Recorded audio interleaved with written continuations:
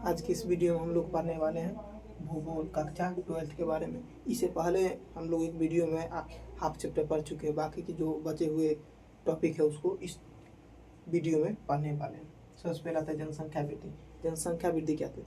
जनसंख्या वृद्धि का अभिप्राय या परिवर्तन का मतलब होता है किसी क्षेत्र में किसी खास समय अवधि के दौरान वहाँ पर बसे लोगों की संख्या में जो वृद्धि होती है, परिवर्तन होती है, उसे क्या कहते हैं? जनसंख्या वृद्धि। एक बार फिर से, किसी खास क्षेत्र या फिर किसी भी क्षेत्र में समय के किसी निश्चित अवधि के दौरान वहाँ बसे लोगों के संख्या में जो परिवर्तन होता है उसे क्या कहते हैं? जनसंख्या वृद्धि। जैसे कि अगर मान लीजिए 2018 में किसी जगह का आबादी कितना है? आबादी है 1000, और वही 2000 अगर 25 की बात करें, 25 में अगर वहाँ हो जाता है 2000, वहाँ बसे लोगों की संख्या कितना हो जाती है? 2000। तो क्या कहेंगे? 1000 की लोगों में वहाँ क्या हुई? वृद्धि हुई। तो इसीलिए बोल सकते जनसंख्या किसी क्षेत्र में समय के किसी निश्चित अवधि के दौरान वहाँ बसे लोगों की संख्या में जो परिवर्तन होता है उसे क्या कहते हैं? जनसंख्या वृद्धि कहते हैं। अब आते हैं परवास। परवास किसको कहते हैं? तो परवास जो है ना, जनसंख्या परिवर्तन का एक घटक है। अब जनसंख्या परिवर्तन किसे कहते हैं? तो किसी कारणवश, यानी जनसंख्या के परिवर्तन के तीन कारण हो सकते हैं। पहला कारण है जन्म, जिसको हम अंग्रेजी में बॉर्न कह सकते हैं। दूसरा है डेड, यानी कि जन्म के कारण, मृत्यु के कारण। दूसरा है प्रवास। प्रवास के कारण लोगों के जनसंख्या में या वृद्धि में परिवर्तन होता है, उसे क्या कहते हैं? प्रवास। तो जन्म और मृत्यु के अतिरिक्त भी एक जनसंख्या परिवर्तन के घटक है जिसे हम क्या कहते हैं? प्रवास। यानी लोग जब एक स्थान से दूसरे स्थान जाकर रहने लगते, वास करने लगते, तो उसे क्या कहते हैं? प्रवास। अब आता है अप्रवासी। अप्रवासी किसे कहते हैं? तो प्रवासी जब एक स्थान से दूसरे स्थान चले जाते हैं तो उसे क्या कहते हैं? अप्रवासी। मतलब एक जगह को छोड़ के दूसरे जगह किसी कारणवश रहने लगते हैं, अपने पुराने जगह को छोड़ के, तो उसे क्या कहते हैं? अप्रवासी। उसके बाद आता है उत्प्रवास।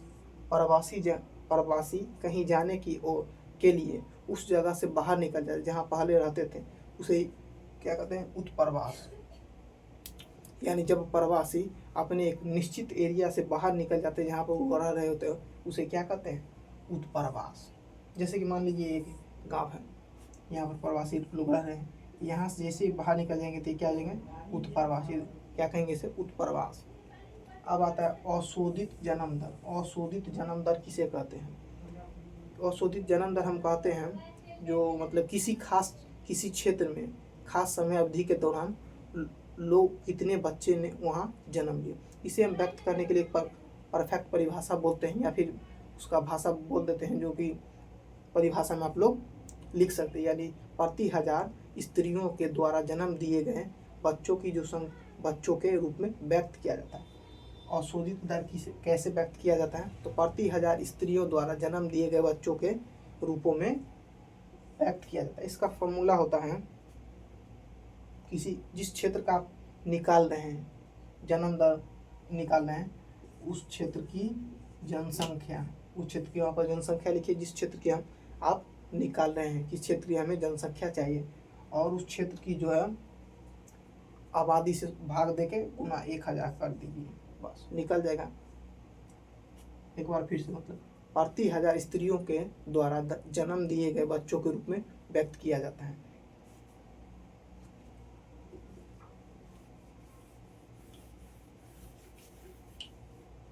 इसका फॉर्मूला आता है, अशोधित जन्म दर का फॉर्मूला आता है